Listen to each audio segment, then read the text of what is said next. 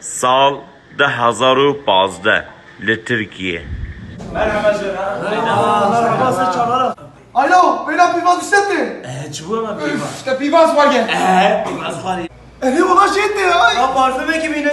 Ay İvaz yemiş burnumu direkleri kırıldı. Şurada. Ay başka. Şu. Bir dakika abi, bir dakika. Şey lan. Lan, küçük ara müşteri şarası mı? Tamam. Hadi. Nedir abi? Hep İvaz var ya. Ya ne pivaz ne konuyu bırak. سال 2019 ترکیه نو. Açmayın lan. Bir İvaz var ya Kur'an. Ne yapıyor kutu İvaz yemiş. Anne bena pivaz bena miske ya.